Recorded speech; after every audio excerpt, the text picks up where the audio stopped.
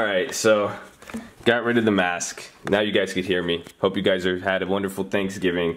We woke up to some surprising news. I'm looking at Facebook right now. It's really, really early. I'm going to try something too. I'm going to try to post a few videos today. Just keeping up with what first thing I saw. I already sold out of my USO. Maybe I probably have time to throw in a play there. I'll try to make a play for you guys or show you one of the ones I sold out of. I did sell out of actually one of the weeklies that expired today. I think we could go over that in relation. You guys could see how I played oil and whatnot. But we're going to talk about a few other things going on. But we did wake up to some big news in the oil market. If you guys haven't watched the other videos and how we've been discussing it and whatnot, I suggest you go check that out. They're really important. This is, again, crude oil. We showed that one. Oh yeah, subscribe, like the video if you guys are new. Give me some video ideas. If I'm trying to put out 4 today, you guys got to put something below and let me know. But essentially, I was expecting something, you know, honestly, I said it yesterday, I wasn't really expecting too much. I was expecting something a lot less dramatic than what we saw today. And oil dropped like 6-7% at the lowest. And it was because the Saudis were pumping more. You know, there was more data that the pumping and amount of barrels per day was going up. And this brings up my thing. I don't know if I said it in the YouTube video. I think I was going to.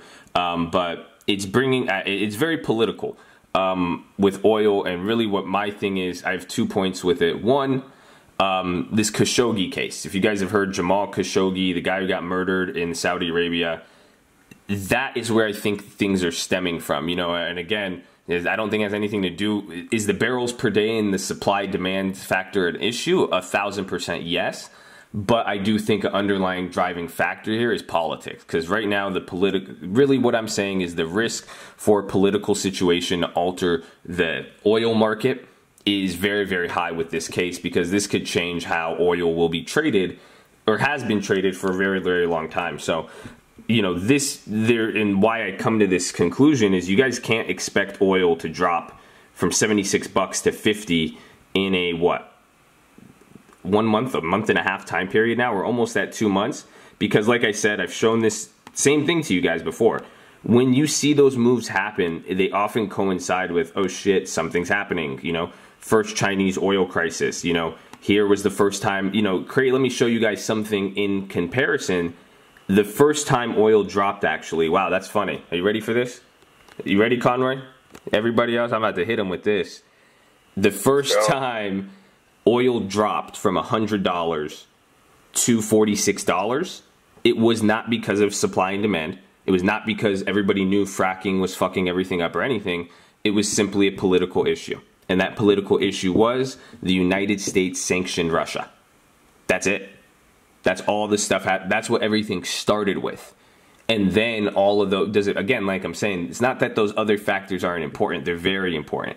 However, what politics could do is huge. Because like places like China, with the sign of a pen, your business will either make billions or you will go broke. A lot of people don't realize it's the same thing here in the United States. We're just more civil and we're not communist, so we don't think it works like that. You know, politics has the power to change everything. Go, again, look at the weed industry. If that doesn't explain my point, I don't know what will. They signed a paper, okay, weed's cool. How many billion-dollar companies were created? How much more it changes things? So that's where we're saying politics here with oil. And what I'm forecasting is that if there's any sort of punishment from Saudi Arabia, of the U.S. punishing Saudi Arabia, or even if it's a slap on the wrist, depending on how the kingdom interprets it, I think, man, that is a cult, man. That's great. They already beat me to it. But depending on what the kingdom does, you know, that could change a lot of things. And one thing I said, too, that we talked about, notice I brought up Russia, but during this whole case with U.S., Khashoggi, Saudi Arabia, Russia hasn't said anything. And I think that's very interesting. So I'm looking at that. But now that's the one thing with oil. The next thing is that how does oil drop this much without now we've seen such a large decline without any real explanation. We've talked about the supply demand issue, but this oil drop comparatively has been less covered. It's been more like the drop we had in October and even the drop in February in the stock market, where people saw it going down and they're saying, well, it's going down because it's going down. And then they're bringing the supply and demand issue. But I think that we're going to kind of get some, oil is a really interesting spot to where it's going to develop from here. Again, it's constantly going down. It's constantly going down. I'm kind of wanting to know what will be the straw that breaks the camel's back, or what is going to be the information where like, okay, this is why it's happened because, you know, fill in the blank with whatever X news that we could expect. So that's pretty much it. Watch out for that for the rest of the day. It's been kind of volatile. Here's USO. I sold out of those puts, and I sold them too because I wanted to take my money on, that was a daily option. Well, it was a weekly, but today's expires, so you got to be quick on that. Well, maybe we'll talk about that, but I'm going to post another video today if you guys give me a good topic. But I love you all. Stay in school. Hope you had a wonderful Thanksgiving. Close out today smart. Remember, be smart. You don't have to make a trade. Next week will be interesting, but, you know, don't be afraid to chill. Don't be afraid to watch and learn, my friends, okay? Relax.